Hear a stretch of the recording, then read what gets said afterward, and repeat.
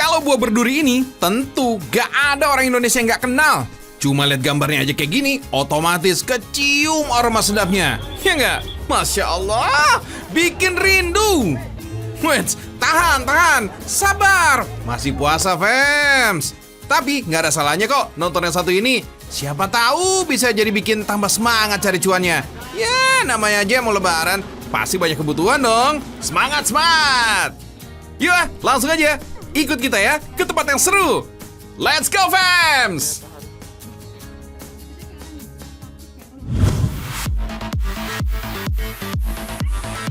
Masyarakat Wonosalam ini nih emang anti mainstream, fams. Berbeda dengan syukuran di daerah lain, syukuran di kecamatan ini dengan membagikan 2023 buah durian plus secara gratis. Wow!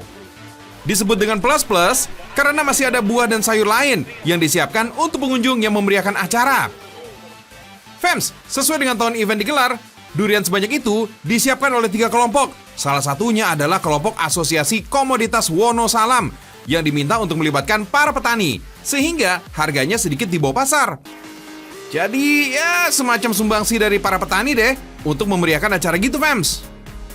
Event tahunan ini emang hanya diikuti durian khas Wonosalam aja.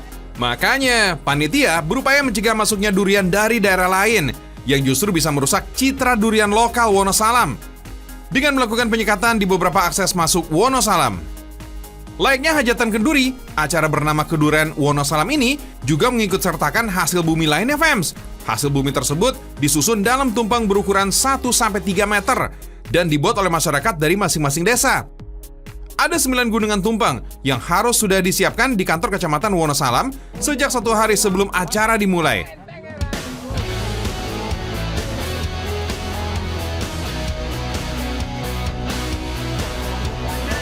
Nih hasilnya nih, cakep-cakep bener ya, fams. Bukan cuma asal cemplung dan dipajang di gunungan tumpeng aja ya.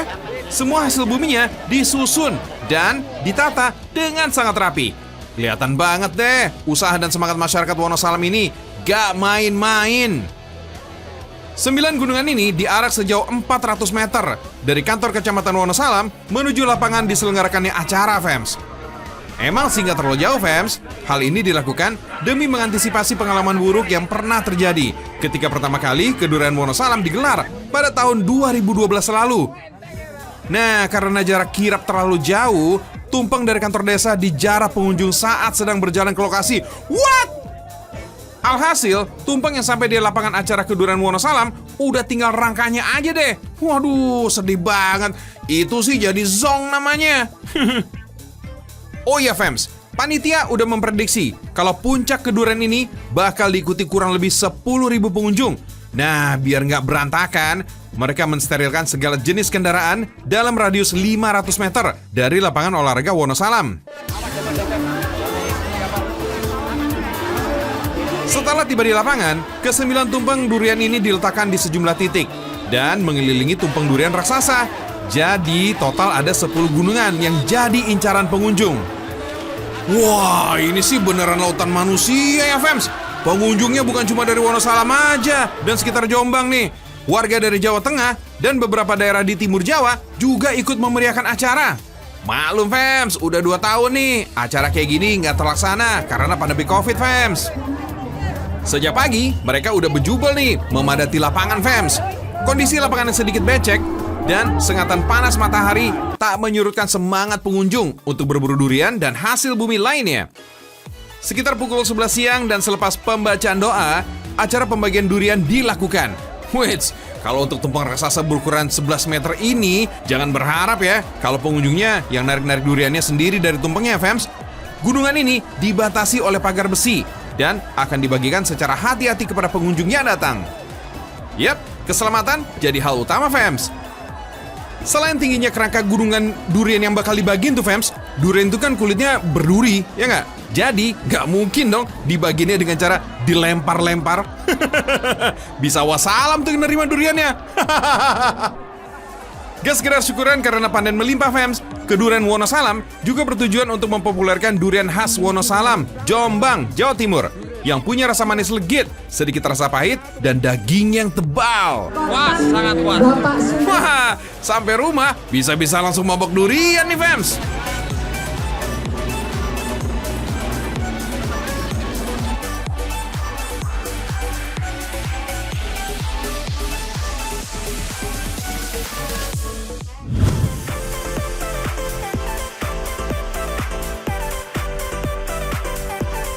Fams, menikmati king of fruit alias buah durian emang nggak ada matinya ya. Durian berhasil disulap jadi kudapan yang lezat, mulai dari kue, minuman, topping ice cream, bahkan ada yang mengolahnya jadi sambal. Kali ini Ragam Indonesia punya cara menikmati buah durian dengan cara dibakar dan tampilan yang memikat. Seperti di salah satu rumah makan di Dusun Sumber, Desa Wonosalam, Kabupaten Jombang, Jawa Timur ini nih fams. Datang ke kedai ini, pengunjung disuguhi banyak pilihan durian dengan berbagai ukuran dan jenis. Dari berbagai jenis durian seperti bido, bajol, dan montong. Yang paling banyak penggemar adalah durian lokal fams. Maklum, Kecamatan Wonosalam emang jadi salah satu wilayah yang dikenal sebagai penghasil durian terbaik di Indonesia. Durian bakar khas Wonosalam ini membuat daging durian ini jadi lembut dan creamy tanpa aroma yang terlalu menyengat. Malah cocok banget nih fams buat kamu yang gak terlalu suka sama aroma durian. Dengan cara ini ternyata bisa mengurangi kandungan kolesterol dan gas yang ada di dalam buah loh. Durian bakar bertopping kayak gini emang cocok banget nih disantap saat musim hujan. Selain karena disajikan saat masih hangat, juga karena cuaca di Wonosalam ini relatif dingin fams. Durian yang masih baru dipetik dari pohon, selanjutnya dibakar di atas api. Pantasan aja nih kalau menu durian bakar yang satu ini tidak tersedia di hari Sabtu, Minggu, ataupun hari libur. Soalnya Bu Sulami ini merasa kewalahan karena banyaknya pesanan dan proses pembakaran yang nggak sebentar fams. Satu buah durian dibakar selama kurang lebih 20 hingga 30 menitan atau sampai warna kulitnya hitam legam. Fams, meskipun melalui proses pembakaran, duriannya nggak ada aroma-aroma sangit gitu, Fams. Pecinta durian ini lebih histeris karena jadi lebih gampang untuk membuka kulit durian yang keras. Fams, durian bakar milik Bu Sulami jadi inceran banyak pelanggan karena ditambahkan ketan putih, buah anggur, jeruk, dan kelengkeng. Gak lupa nih, ada sedikit kental manis biar manisnya kayak senyumanmu. Hai! Oh iya, gak semua buah loh bisa ditambahin ke durian bakar ini, fams. Cuma buah-buahan yang punya rasa segar dan gak terlalu manis untuk menghindari rasa manis yang berlebihan. Gimana? Pengen kan? Untuk bisa menikmati durian bakar, kamu cukup menambahkan biaya 20.000 per buahnya. Harga ini udah termasuk ketan dan buah-buahannya ya, fams. Mumpung di sini, jangan lupa nih bungkus duriannya untuk oleh-oleh, fams. Murahnya pakai banget. Bayangin aja, 100.000 bisa dapat sampai 5 buah. Maklum, masih tangan pertama, fams. Harganya nggak dinaik-naikin deh.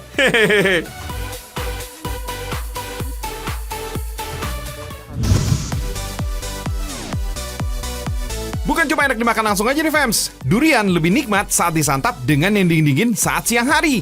Selain bisa mengurangi stres, makan es krim seperti ini bisa meningkatkan mood. Soalnya, saat kamu menyantapnya, tubuh akan menghasilkan hormon serotonin. Hormon inilah nih yang bertugas membuat rasa bahagia. Selain kaya kandungan vitamin dan mineral, es krim juga bisa jadi sumber energi bagi tubuh, fams. Jika merasa lelah, cukup nikmati beberapa sendok es krim. Badan udah kembali fit nih. Meskipun pakai durian utuh dan saus asli dari durian, harganya masih ramah di kantong kok. Segelas es krim ini dibanderol dengan harga Rp5.000 aja. Panas menghilang, mood pun kembali datang. Fams, meskipun mengandung lemak jenuh, ternyata es krim ini dia nggak bikin gemuk loh. Setiap takaran sajinya, es krim hanya memiliki 15% dari kebutuhan lemak per harinya. Oh iya, ternyata umur es krim ini sudah sangat tua loh. Es krim ditemukan oleh Kaisar Tang di Tiongkok pada 700 tahun sebelum Masehi. Dulunya sih, pertama kali dibuat dengan es salju, lemak susu, dan buah-buahan.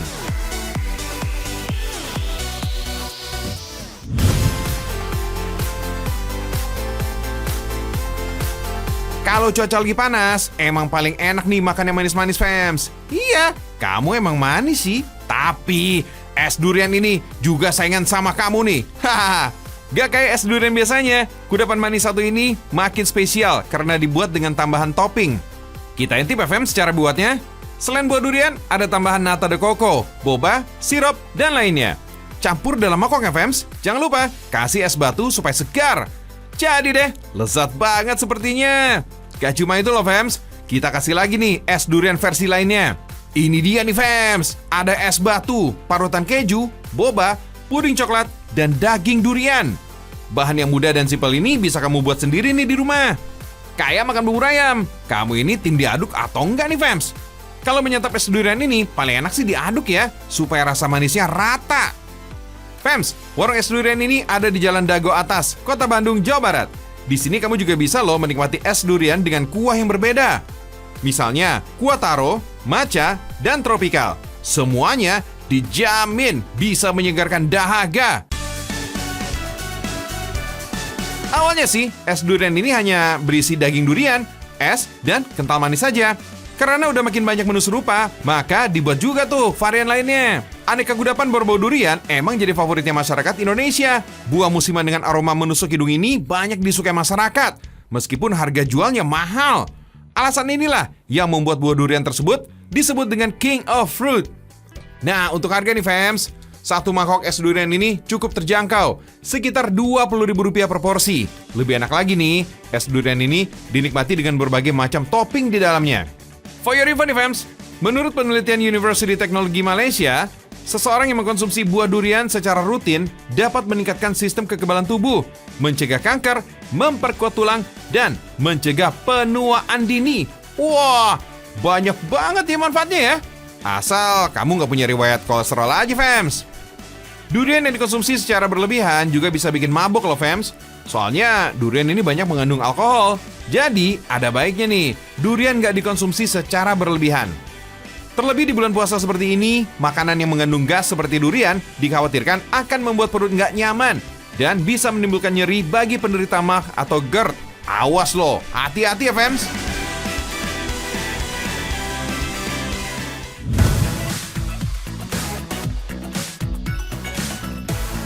Kalau di Kabupaten Kerinci, Jambi, durian malah dibuat masakan berkuah nih. Ini dia nih, gulai Dion Mengkal alias gulai durian mentah. Rasanya manis dan segar loh, Fems, dengan aroma khas yang menggugah selera. Sebelum dimasak, pisahkan dulu nih biji dari daging buah durian. Durian yang sudah matang biasanya teksturnya lembek dan mengeluarkan aroma khas.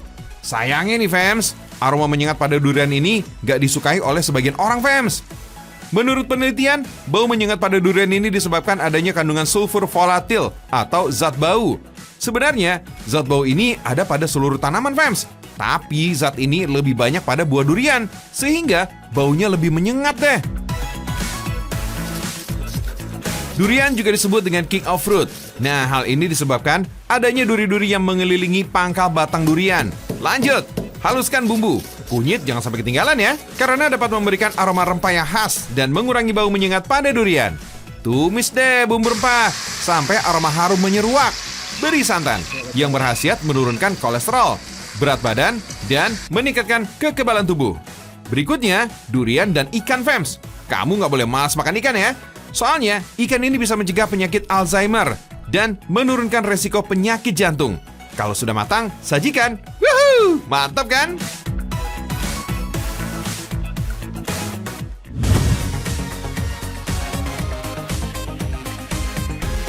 Kalau bulan Ramadan gini, udah lumrah ya kalau ketemu sama hidangan kolak. Tapi di Medan ada yang namanya kolak durian.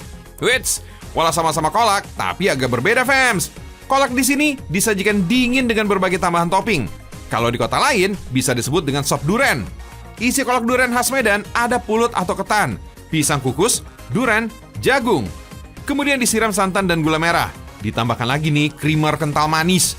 Waduh, gak kebayang deh gimana legitnya kolak durian ini. Penamaan kolak durian mengacu pada bahan campurannya yang mirip seperti kolak. Ada pisang, santan, dan gula merah. Bedanya nih, kolak durian khas Medan ini gak dimasak dulu, Fems.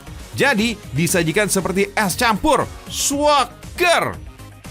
Di Medan, kolak durian ini paling dicari, Fems, sebagai menu berbuka puasa. Penjualnya biasa berjajar tuh di pinggir jalan.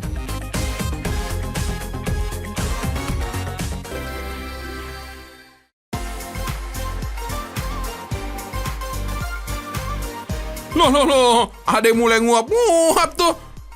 Lah, ada yang mulai lemes. Wait, ayo semangat lagi. Langsung aja deh, ikut nimbrung ke sini ya. Kita pergi ke tempat yang juga selalu bikin rindu.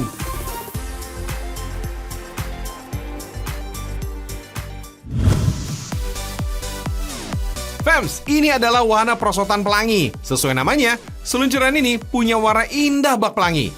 Bahkan dari kejauhan nih, wahana dengan warna-warni yang sangat mencolok ini terlihat seperti pelangi raksasa, fams. Meski begitu, kalau menikmati wahana ini, gak perlu cemas, fams. Soalnya perosotan pelangi ini tetap aman digunakan, baik untuk anak-anak ataupun orang dewasa, fine-fine aja kok. Walau meluncur seru, perosotan pelangi ini lumayan landai. Apalagi di titik finishnya ada rumput buatan yang membantu pengereman. Oh iya, fams, perosotan pelangi ini termasuk salah satu permainan yang berada di wisata Bukit Cinangkiak, Sumatera Barat. Wahana ini bahkan menjadi yang paling diburu para pengunjung, fams. Bahkan, pengunjung wahana perosotan ini punya antrian yang paling panjang. Ya wajar aja sih, fams, sebab kaum muda-mudi Gen Z ini pada suka hunting foto di sini. Kece abis spotnya. Lumayan kan nambah-nambah uploadan di sosial media? Selanjutnya yang gak kalah seru nih adalah wahana Launch Tower. Permainan asal Amerika Serikat ini dijamin memacu adrenalin, fams. Permainan Launch Tower ini awalnya akan membawa pengunjung ke atas tower setinggi 55 meter, fams. Lalu dilontarkan ke bawah dengan daya gravitasi bumi. Kalau dihitung-hitung, kecepatannya sekitar 100 km per jam. Alamak! Kalau judulnya pacu adrenalin, yang satu ini nggak boleh kelewatan nih, fams. Yes, roller coaster. Nah, kamu harus siap nih, fams, di pontang-panting dengan panjang lintasan sejauh 800 meter. Roller coaster ini punya kecepatan 7,4 km per jam dan trek tertingginya mencapai 40 meter. Makanya, buat yang mau naik wahana ini gak boleh sembarangan orang, fams. Anak di bawah 120 meter, ibu hamil, dan penderita penyakit jantung, jangan sekali-sekali mencobanya ya. Soalnya bisa bahaya, fams. Next, wahana yang agak-agak nyantai nih, fams. Ayunan putar. Berbeda dengan permainan sebelumnya, pengunjung wahana ini seperti diajak terbang, fams, sambil duduk di kursi ayunan. Tapi jangan senang dulu ya, fams. Kalau kecepatannya ini ditambah sedikit, badan bisa miring berbelok hingga 90 derajat. Ya, mirip-mirip pembalap MotoGP gitu deh, fams. Berikutnya ada biang lala, fams, alias kelinci raksasa. Dari puncak tertinggi biang lala, kita bisa melihat landscape pepohonan dan pegunungan sekitarnya. Fams, sebenarnya kata biang lala ini berarti pelangi. Banyak juga menyebut wahana ini sebagai kincir ria. Dahulu, wahana yang satu ini dikenal dengan nama Pleasure Wheels, yang artinya kincir kebahagiaan. Fams, awalnya wahana ini dianggap sengaja dibuat untuk menyaingi Menara Eiffel di Prancis. Namun ternyata, biang lala ini sudah hadir di Turki sejak tahun 1620. Oh my wow, udah tua juga ya usia si biang lala ini. Anyway, total ada sekitar 20 wahana di wisata Bukit Cinangkiak ini, fams. Lokasi wisata ini terletak di Bukit Barisan, Kecamatan Kota Singkara, Kabupaten Solo, Sumatera Barat. Tepatnya di dekat Danau Singkara. Danau Singkara ini merupakan salah satu dari 2 danau di Sumatera Barat yang termasuk dalam daftar danau terbesar di Indonesia. Selain menikmati view alam Danau Singkara, kalau datang ke sini, kita juga dapat melihat 3 gunung sekaligus, yaitu Gunung Merapi, Gunung Singgalang, serta Gunung Talang.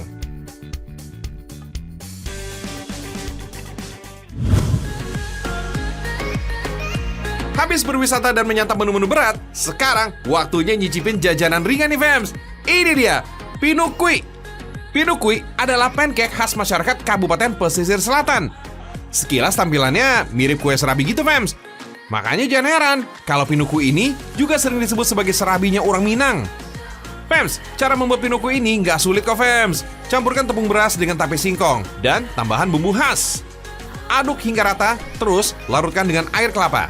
Aduk-aduk lagi sambil tambah gula dan parutan daging kelapa.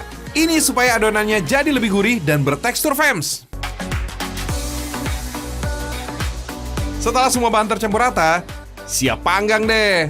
Tuang adonan ke dalam cetakan pada loyang. Fams, dalam satu loyang berisi 6 cetakan. Jika ada 4 loyang, dalam sekali masak bisa membuat 24 potong pinukui sekaligus. By the way nih, arang untuk pemanggangan bukan arang biasa loh, fams, tetapi harus arang yang terbuat dari kulit kelapa. Pinukui ini memang sangat bergantung pada kelapa, fams. Mulai dari air, daging, sampai kulit kelapa kepake semuanya. Nah, saat lapisan atas kuenya ini udah agak kecoklatan, jangan lupa dibalik, fams, biar matangnya merata. Aromanya, fams, khas banget wanginya. Dibanding serabi maupun pancake, cita rasa pinukui ini lebih komplit. Di samping gurih, rasa pinukui ini lebih manis dan padat. Jadinya makin nendang di lidah dan di perut juga tentunya. Biasanya pinukui ini dijajakan di saat pagi hari. Makanya kue ini cocok banget nih buat menu sarapan. Setiap hari, kue ini pun banyak dicari pembeli. Soalnya pinukui ini cocok banget nih buat kudapan saat ngeteh ataupun teman ngopi. Ngomong-ngomong nih fams, pinukui ini sudah ada sejak zaman kolonial. Gak salah makanya, kalau kue ini merupakan makanan akulturasi dari kuliner Eropa. Widih, mirip pemain bola naturalisasi fams. Agak kebule-bulean.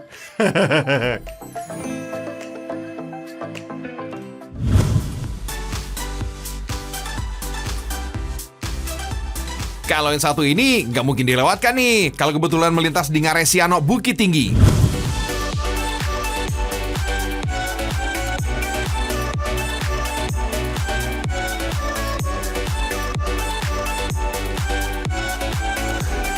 Kalau ranah Minang, wajib deh manjain lidah dengan menu bikin bergairah.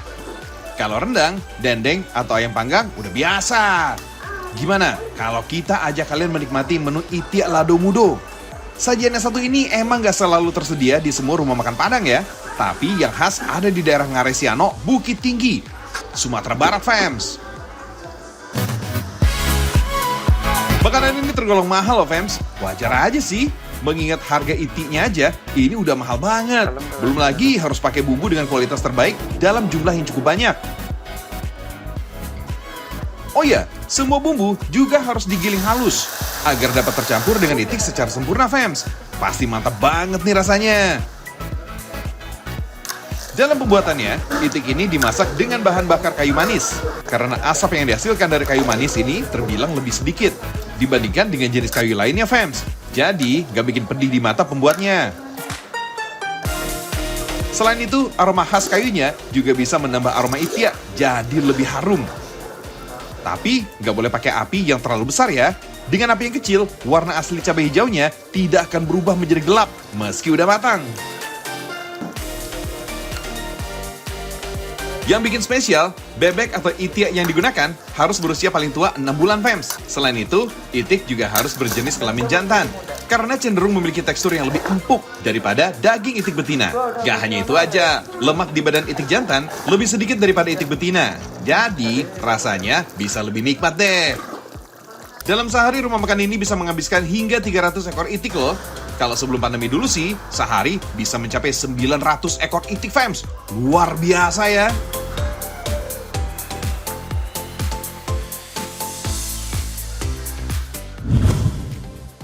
Dari Pariaman, Sumatera Barat, ada makanan ringan yang gak kalah enak. Namanya salalawu. Camilan berbahan dasar ikan ini jadi makanan favorit orang Minang fams. Cita rasa ikan yang khas, berpadu dengan bumbu rempah yang istimewa, bikin lidah bergoyang. Bumbu yang gak boleh terlewat, ada jahe fams. Gak cuma memberikan cita rasa masakan yang khas, jahe ternyata bisa menurunkan tekanan darah dan mengurangi sakit perut saat datang bulan. Lalu, sangrai tepung beras untuk menghasilkan adonan yang lebih lembut. Beri daun kunyit dan daun bawang untuk memperkuat aroma masakan. Jangan lupa ya, ikan asin. Aduk deh, sampai rata, biar nggak menggumpal, kasih air panas secukupnya fams. Biar makin cantik, kasih sedikit pewarna makanan, bulatkan, dan goreng sampai matang.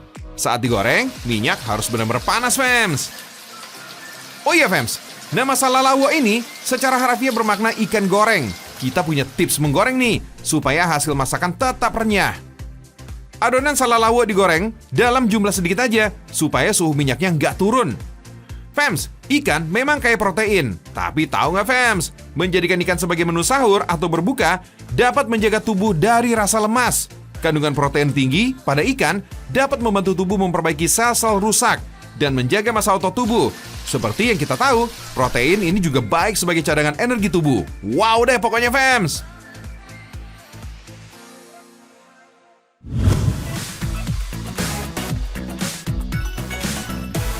Indonesia adalah negara yang kaya keragaman budaya dan kesenian. Kerajinan tangan Indonesia juga beragam dari berbagai wilayah. Masing-masing daerah punya keunikan tersendiri, Fems.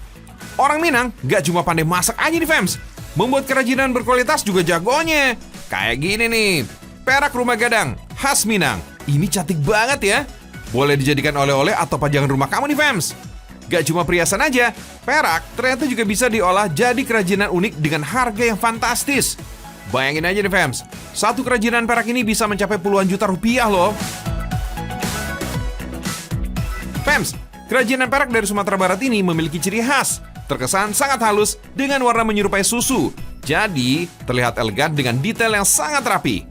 Kerajinan perak ini ditemukan di Provinsi Sumatera Barat, tepatnya di Nagari Koto Gadang, Kabupaten Agam. Museum yang bernama Amai Setia ini menjual hasil kerja keras pengrajin di sekitarnya. Pembuatannya hampir sama dengan pembuatan emas, fams. Bahan baku perak harus dilebur dengan api, mencapai suhu 1500 derajat Celcius. Wow! Perak di sini dibuat dengan cara dan alat yang tradisional. Agar api yang disemburkan bisa mencapai tingkat yang pas, pengrajin menggunakan kompor pompa dengan bahan bakar bensin, fams. Proses peleburan ini memakan waktu sekitar 20 menit lamanya. Agar lebih cepat melebur, perak harus ditambahkan boraks sedikit demi sedikit. Setelah melebur, perak dibentuk menjadi batangan, fams. Untuk mencapai bentuk yang diinginkan, perak juga harus ditempa dan dipanaskan kembali secara berulang. Kalau bentuknya udah memanjang, perak dibuat menyerupai benang dengan sistem tarik. Fams, kerajinan perak ini sengaja dibuat lebih rumit dari emas, fams. Harga emas yang cenderung lebih mahal dari perak, makanya kerajinan emas hanya dibuat sederhana. Sedangkan perak yang harganya hanya berkisar ribuan rupiah per gramnya aja, dibuat kerajinan cantik untuk menambah nilai jualnya. Jangan heran kalau kerajinan perak ini harganya bisa fantastis. Kemudian, benang perak ini dibentuk menjadi kerajinan yang diinginkan, fams. Mulai dari cincin sampai rumah gadang yang besarnya mencapai 50 cm. Sayangnya, kerajinan perak di sini tidak terlalu populer dibanding perak dari kota gede, Yogyakarta. Penyebabnya, kerajinan perak ini dulu hanya dilakukan oleh para lelaki saja, sedangkan perempuan hanya fokus menyulam. Penyebab lainnya, pengrajin di sini juga harus belajar sendiri untuk mencari trik membuat kerajinan perak, fams. Istilahnya, para orang tua mereka pelit ilmu agar nggak ada pesaing. Malum aja sih, kerajinan perak saat itu dianggap sangat menguntungkan. Nah, hal inilah yang menyebabkan pengrajin perak di Koto Gadang ini jumlahnya menipis. Dari puluhan pengrajin, kini hanya tersisa kurang dari 7 orang aja, fams. Ada yang unik dari kerajinan perak di Koto Gadang. Peraknya dicuci dengan buah lerak yang biasa untuk mencuci batik. Jika digosok dan terkena air, buah ini bisa mengeluarkan buih. Gak cuma mencerahkan, buah lerak ini berfungsi untuk membersihkan kembali perhiasan perak yang sudah kusam. Tuh, hasilnya jadi cakep banget ya.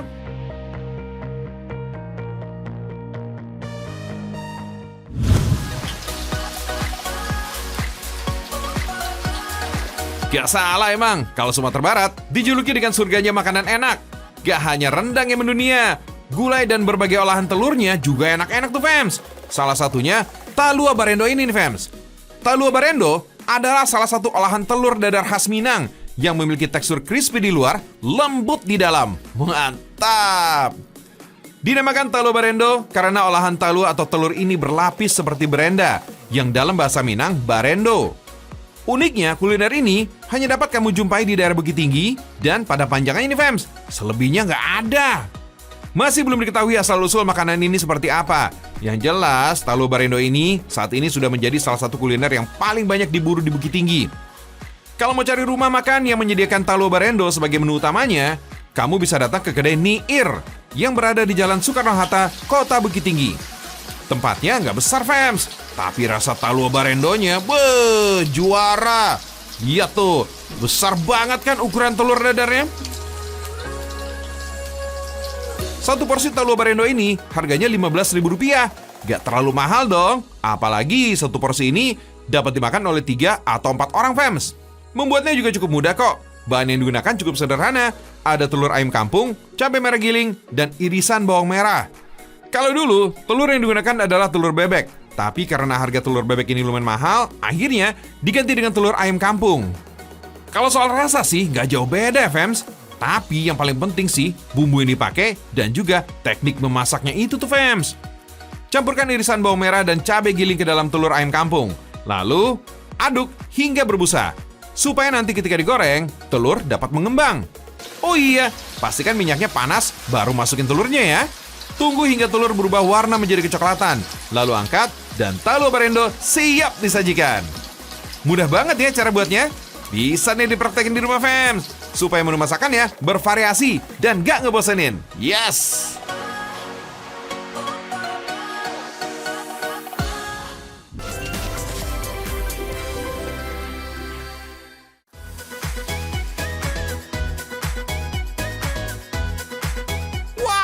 udah di penghujung acara aja nih. Nggak kerasa ya. Padahal udah 45 menit loh, fans. Kita nemenin kamu pagi ini. Kalau mau yang selalu seru, selalu baru tentang Indonesia dan sepak terjangnya, pantau terus Ragam Indonesia. Sampai jumpa lagi besok ya, fans. Ingat, jam 5:15 waktu Indonesia bagian Barat. Only on Trans 7.